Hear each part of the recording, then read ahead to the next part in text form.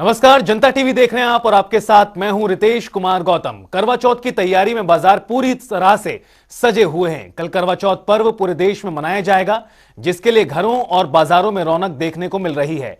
व्यापारी उत्साहित नजर आ रहे हैं, वहीं उनके व्यापारी को भी काफी उम्मीद है कि उनके कारोबार की रफ्तार बढ़ेगी। कोरोना काल के चलते व्यापारियों को काफी दिक्कतों का सामना करना पड़ा, लेकिन इस बार व्यापारियों को करवा चौथ पर्व से ही नहीं, लगभग सभी त्योहारों से काफी उम्मीदें हैं। देखिए करवा चौथ की ये खास रिपोर्ट।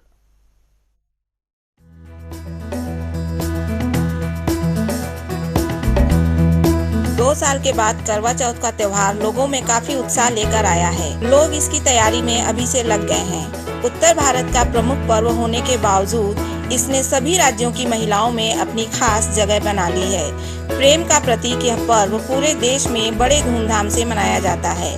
पति की लंबी आयु के लिए महिलाएं पूरे दिन निर्जला व्रत रहकर शाम को चांद को देखकर अर्घ देती हैं। फिर चलनी से अपने पति के दीदार के बाद ही, पति के हाथों से जल ग्रहण करने के बाद ही व्रत खोलती हैं। इस बार 2 साल के बाद बाजारों में भी रौनक देखी जा सकती है। बाजार पूरी तरह से सज गए और लोग उत्साह से खरीदारी में लगे हुए हैं। दुकानदार भी काफी खुशी उत्साहित नजर आ रहे हैं। उनके कारोबार को भी रफ्तार मिलेगी, ऐसी उनकी उम्मीदें हैं। साथ ही करवा चौथ पे मेहंदी का बहुत ही महत्वपूर्ण स्थान है। इस पर्व पर सभी महिलाएं हाथों में मेहंदी लगवाती हैं। पूरे साजो श्रृंगार के साथ पत्नियां दुल्हन की तरह सजती हैं। इस तरह करवा चौथ के त्योहार को पूरे दिल से अपने पति के लिए पूरे उत्साह से पत्नियां हर साल मनाती हैं। 16 श्रृंगार, आपने सुना ही होगा कि 16 श्रृंगार क्या होता है, और एक एक जो उसमें श्रृंगार है वो सुहाग का प्रतीक है। तो मेहंदी भी सुहाग का एक प्रतीक है। मेहंदी एक सिंबलिक है। आप इसको रचा के हम अपने साजन को याद करते हैं। मेहंदी का तो महत्व, लाल रंग, लाल चूड़ियाँ, और आप श्रृंगार करते हैं तो आप सुंदर लगते हैं, सजते हैं, आप चांद को देखते हैं, तो वो एक पूरा त्योहार की तरह हम करवा चौथ को सेलिब्रेट करते हैं। मैं सोनाली दास, कैमरा पर्सन आशीष कश्यप के साथ, जनता टीवी, लखनऊ।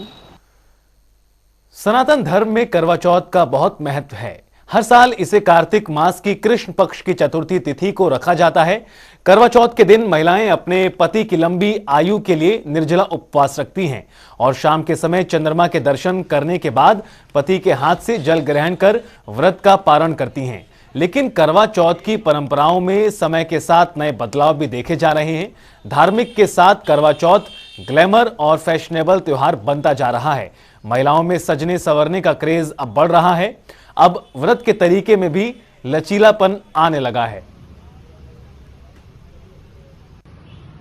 हर साल अच्छा लगता है, क्योंकि इसमें लगता है कि इट्स नॉट अबाउट कि हम पुरानी मान्यताओं को मान रहे हैं। ये हमेशा ना हर साल एक रिवाइवल होता है रिलेशनशिप का हस्बैंड के साथ, कि हम दोबारा से सेलिब्रेट करते हैं जो टाइम हमने साथ में बिताया है, और उसके लिए फिर हम तैयार भी होते हैं। तो हमेशा ऐसा लगता है कि कुछ नयापन आ रहा है हर साल। अब तो देखिए डिमांड का टाइम खत्म हो गया है। वो डिमांड, वो इम्यून हो गए कि डिमांड करती रहेंगी, तो वो उतनी पूरी की जाती है जितना उनकी मर्जी हो। बाकी हमारी डिमांड तो अनलिमिटेड रहती है। तो हाँ, मेरे लिए पर्सनली तो हर साल ही मैं बहुत खुशी से अच्छे से मनाती हूँ इसको। एज यूजुअल जैसा हमेशा ही बनाते हैं, बट हाँ 2 साल के बाद अच्छा लग रहा है। बाजार में रौनक है, मेहंदी लगवाई है, नहीं तो खुद ही अपने आप से लगवाई है। और कोविड के बाद से जो चेंज आया है वो देखने को मिल रहा है। As usual we are celebrating, बढ़िया खुशी से मनाएंगे। देखिए भैया, मेरे को यहाँ पे 15 साल हो गए मेहंदी का कारोबार करते हुए।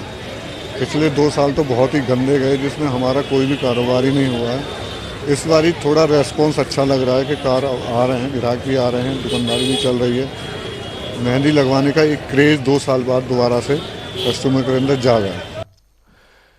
और चलिए खबरों में आगे बढ़ते हैं, जहां सीएम योगी अयोध्या दौरे के बाद बलरामपुर जिले के दौरे पर पहुंचे, जहां उन्होंने बाढ़ प्रभावितों से मुलाकात की और उन्हें राहत सामग्री भी बांटी। साथ ही हेलीकॉप्टर से बाढ़ प्रभावित इलाकों का जायजा भी लिया।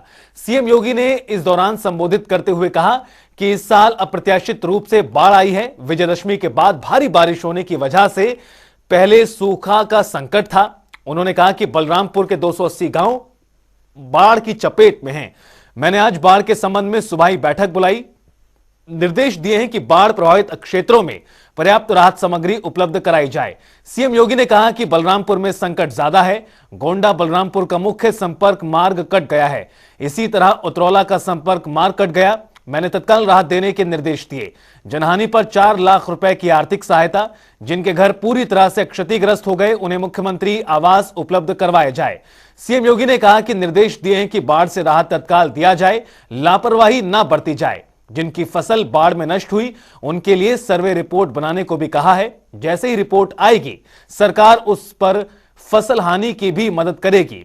सीएम योगी ने भरोसा दिलाते हुए कहा कि आपदा में सरकार जनता के साथ है।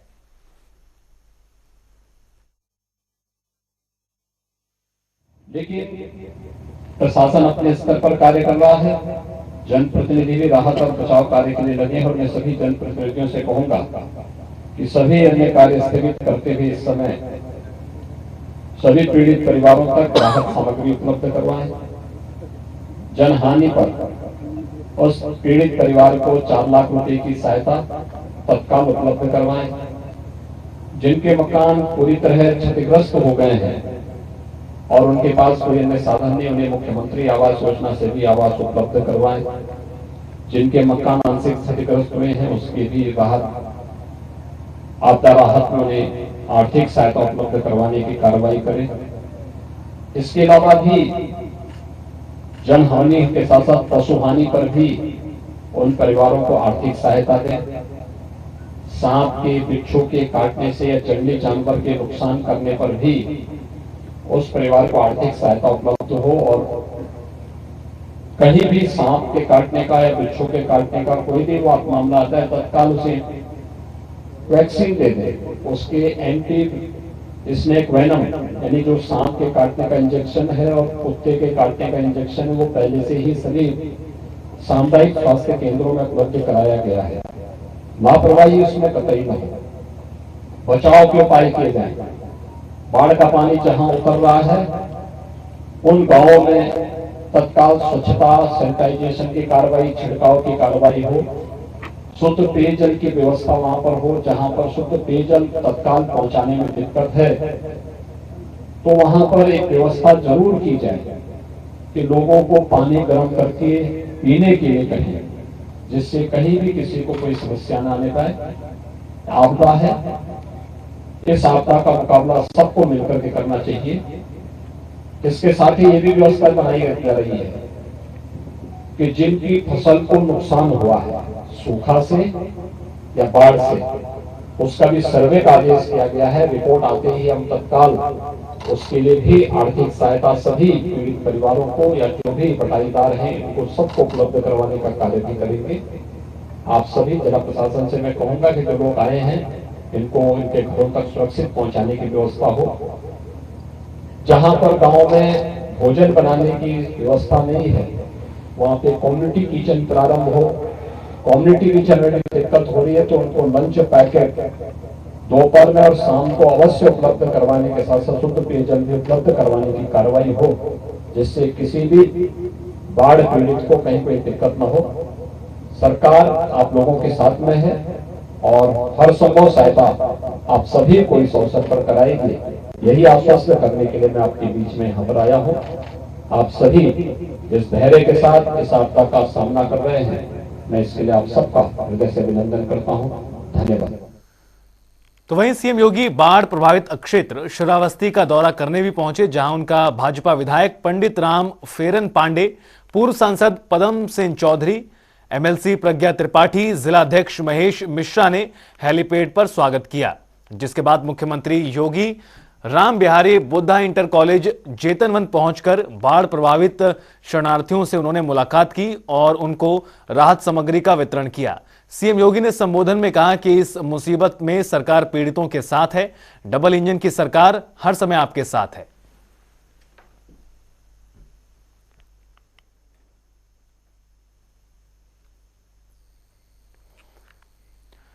चलिए रुख करते हैं अगली खबर का, जहां लखनऊ में हास्य कलाकार राजू श्रीवास्तव को उप मुख्यमंत्री ब्रजेश पाठक ने श्रद्धांजलि दी। राजू श्रीवास्तव को याद कर ब्रजेश पाठक भावुक हो उठे और कहा कि आज भी हम सबके दिलों में राजू श्रीवास्तव के संस्मरण जीवित हैं। मैं उन्हें सत सत नमन करता हूं। हमारी यादों में राजू श्रीवास्तव हमेशा जीवित रहेंगे। तो वहीं उत्तर प्रदेश सरकार के निर्देशों के बाद जिले भर में मदरसों पर कार्रवाई शुरू हो गई है। वहीं अलीगढ़ में मदरसों के सर्वे में 103 मदरसे बिना पंजीकरण के संचालक पाए गए। बिना पंजीकरण संचालित मदरसों की रिपोर्ट जिला प्रशासन ने शासन को भेजी। साथ ही जिला प्रशासन अब शासन के अगले निर्देश के इंतजार में है। मदरसों पर हो रही कार्रवाई को लेकर कोल विधायक हाजी जमीर उल्लाह खान का बड़ा बयान सामने आया है। उन्होंने कहा कि अगर सरकार ने मदरसों पर पाबंदी लगाई तो घर घर में मदरसा खुलेगा। उन्होंने कहा कि जिले में 100 क्या 1000 मदरसे भी बिना पंजीकरण या फिर अवैध हो सकते हैं, क्योंकि मदरसे में दीनी तालीम सिखाई जाती है। मदरसा किसी को कोई डिग्री नहीं देता। उन्होंने कहा कि सरकार यह बिल्कुल ना सोचे कि मदरसों की दीवार तोड़ने से इस्लाम को खतरा है, बल्कि इससे इस्लाम इससे और मजबूत हो रहा है। इसके साथ ही उन्होंने उत्तर प्रदेश सरकार पर निशाना साधा और कहा कि आमजन बेरोजगारी और महंगाई पर बात ना कर पाए, इसलिए सरकार ने जनता का ध्यान भटकाने के लिए मदरसों को निशाना बनाया। पहले हमारे जो बुजुर्ग थे, देखिए 100 मदरसे अवैध जो इसमें जरूरत ही नहीं है। मदरसे में कोई परमिशन लेने की जरूरत नहीं है। और मदरसे अगर ये इन्होंने ज्यादा पाबंदी लगाई तो घर घर में मदरसा होगा। और पहले घर घर में मदरसा हुआ करता था। पहले हमारे जो बुजुर्ग थे, जो पढ़े लिखे हुआ करते थे, कुरान शरीफ के वही पढ़ा दिया करते थे। पहले मुल्लानी हुआ करती थी, बराबर में एक मुल्लानी कुरान शरीफ पढ़ी हुई आ गई तो वहाँ पर हमारे बच्चे पढ़ने जाते थे। तो ये इसमें कोई जरूरत नहीं है, कोई हम डिग्री नहीं ले रहे किसी सरकार से कि हमें डिग्री ये चाहिए कि उसके लिए मान्यता प्राप्त हमें डिग्री चाहिए। कुरान शरीफ पढ़ते, मदरसा कुरान शरीफ पढ़ने के लिए खोला जाता है, वहाँ पढ़ते हैं और पढ़ते रहेंगे। ये 100 क्या 1000 भी अवैध हो सकती। और इन लोगों ने ज्यादा पाबंदी लगाई तो घर घर मदरसे होगा, ये दिखते रह जाएंगे सबके सब। तो वहीं मुलायम सिंह यादव के अंतिम संस्कार के बाद शिवपाल यादव का बयान आया है। उन्होंने कहा कि जो उन्हें जिम्मेदारी मिलेगी उसको निभाएंगे और सभी को साथ लेकर चलेंगे।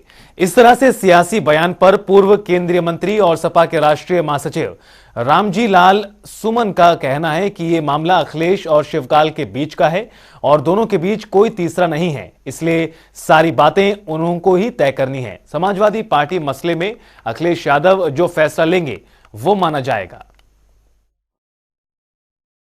मैंने शिवपाल जी का बयान देखा है, पढ़ा है। कल ही नेताजी का अंतिम संस्कार हुआ है और मैं इस माहौल में कोई सियासी बात करना, जल्दी सियासी बात करना कोई ज़्यादा ठीक नहीं है। वातावरण जब सामान्य हो जाएगा तब जा करके मैं समझता हूँ राजनीति पर चर्चा होनी चाहिए। जहाँ तक शिवपाल जी के बयान का सवाल है, शिवपाल जी और अखिलेश जी के रिश्तों को कोई दूसरा तय नहीं करेगा। उनके बीच में कोई और नहीं है, उन दोनों को तय करना है। और मैं समझता हूँ समाजवादी पार्टी के भविष्य के सिलसिले में अखिलेश यादव जी जो फैसला लेंगे निश्चित रूप से ठीक फैसला होगा। खबरों में आगे बढ़ते हैं, जहां रेलवे में बढ़ते निजीकरण और निगमीकरण से रेलवे कर्मचारियों में काफी नाराजगी देखने को मिल रही है। आपको बता दें कि आज देश भर में एक दिन की भूख हड़ताल की गई है। All India railway men's federation के आह्वान पर लखनऊ में उत्तर और पूर्वोत्तर रेलवे के कर्मचारियों के साथ सभी कर्मचारियों ने कारखानों के श्रमिकों को भी भूख हड़ताल में शामिल किया। वहीं पुरानी पेंशन नीति को लागू करने और नई पेंशन नीति को वापस लेने की मांग कर रहे हैं। इसके अलावा अरसे से लंबित मांगों को नजरअंदाज किए जाने से भी रेलवे कर्मी खफा हैं।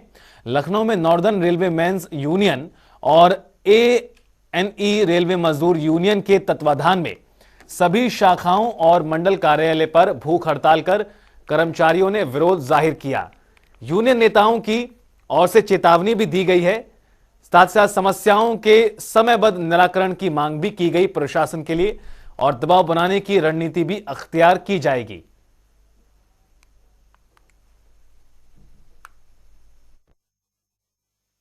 देखिए, आज all India railway men's federation के आह्वान पर उससे संबद्ध है पूरे हिंदुस्तान की रेलों के ऊपर जितनी हमारी जोनल यूनियंस हैं, उन्होंने विभिन्न मांगों को लेकर के रेल कर्मचारियों की, आम उपभोक्ताओं की मांगों को लेकर के एक दिवसीय भूख हड़ताल का आह्वान किया है। उसी क्रम में नॉर्दर्न रेलवे मेंस यूनियन के हमारे लखनऊ मंडल के साथी यहाँ विशेष करके डीजल शेड कारखाने के गेट के ऊपर आप देख रहे हैं बड़ी संख्या में अपनी छुट्टियां लेकर के अपना अवकाश पर या रात्रि की ड्यूटी करके लोग भूख हड़ताल पर यहाँ बैठे हुए हैं सुबह 9:30 बजे से। चलिए रुख करते हैं अगली खबर का, जहां आगरा में चूहों की भरमार के चलते भारतीय रेलवे को काफी नुकसान का सामना करना पड़ रहा है। यहां तक कि ट्रेन की सुरक्षा को भी खतरा होने लगा है। ऐसे में चूहों से निजात पाने के लिए रेलवे को एक निजी कंपनी को ठेका देना पड़ रहा है। यह ठेका सफाई के साथ दिया गया, जिसका खर्चा करीब 26 करोड़ रुपए बताया जा रहा है। आपको बता दें कि आगरा कैंट स्टेशन के रेलवे ट्रैक पर आपको अक्सर मोटे मोटे चूहे घूमते हुए दिख जाएंगे। रेलवे ट्रैक पर घूमने वाले ये चूहे ना तो सिग्नल की केबल छोड़ रहे हैं और ना ही पार्सल में बुक कराए गए सामान। इतना ही नहीं, ये चूहे इतने खतरनाक हैं कि ये रेल ट्रैक को भी खोखला कर देते हैं और लोहे के रेलवे ट्रैक को भी अपने दांतों से कुतर देते हैं।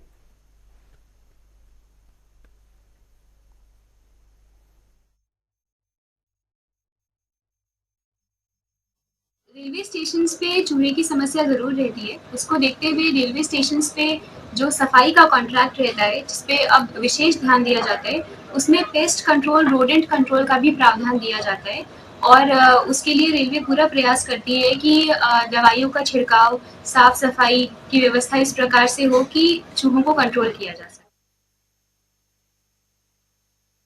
अभी तक आपने चूहों को, पहाड़ों को कुतर कर उसको ढेर करते हुए देखा होगा, लेकिन अब चूहों ने रेलवे ट्रैक को भी कुतर कर उनकी संरक्षा पर एक सवाल खड़ा कर दिया है। इसके साथ ही जो रेलवे के सिग्नल होते हैं उनकी केबलों को भी काटा जा रहा है। इसके साथ साथ जो पार्सल का यार्ड होता है उसको भी नुकसान और क्षति पहुंचाई जा रही है, जिसके चलते अब रेलवे को एक बड़ा निर्णय लेना पड़ रहा है।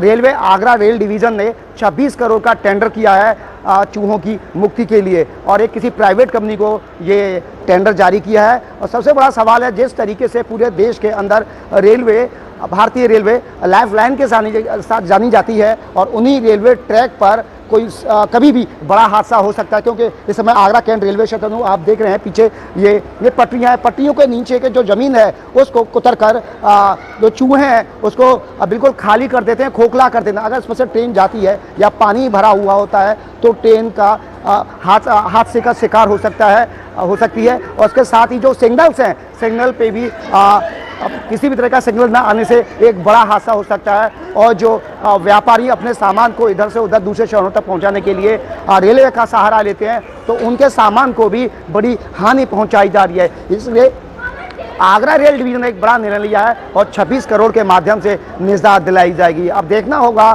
कि जिसको टेंडर दिया है, क्या वो मूसकों को जहर के माध्यम से या और किसी माध्यम से उनको खत्म कर क्या रेलवे को राहत दिला पाएगा, ये तो आने वाला वक्त बताएगा। लेकिन वर्तमान में आगरा रेल डिवीजन चूहों से बहुत परेशान दिखाई दे रहा है। ग्राउंड जीरो से प्रदीप रावत, जनता टीवी आगरा।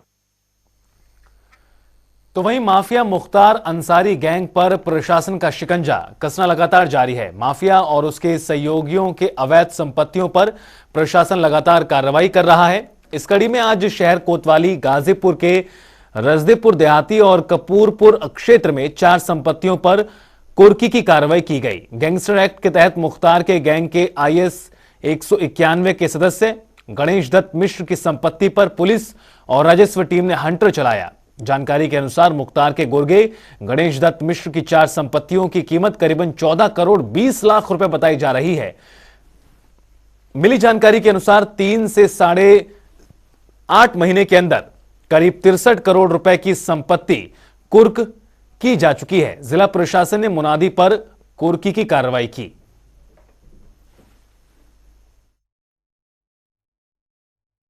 लैंड प्रॉपर्टीज है सारी। पीछे जो प्रॉपर्टी टूटी हुई है या इलीगल कंस्ट्रक्शन इसके ऊपर था, टूटा हुआ है, ये भी प्रॉपर्टी जो है वो पूरी तरीके से सीज करवाई जाएगी। इसकी जो लैंड है वो भी सीज करवाई जाएगी।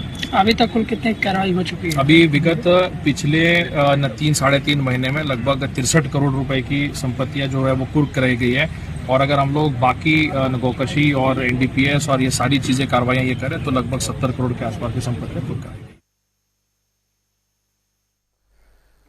खबरों में आगे बढ़ते हैं और बात उत्तराखंड की, जहां मुख्यमंत्री पुष्कर सिंह धामी की अध्यक्षता में कैबिनेट की अहम बैठक संपन्न हुई, जिसमें कई एजेंडों पर विस्तार से चर्चा हुई। आपको बता दें कि बैठक में 24 प्रस्तावों को मंजूरी भी प्रदान की गई है। बैठक के बाद सचिव शैलेश बगोली ने कैबिनेट के फैसलों की जानकारी दी। बैठक के बाद सचिव मुख्यमंत्री शैलेश बगोली ने कैबिनेट के फैसलों पर जानकारी दी।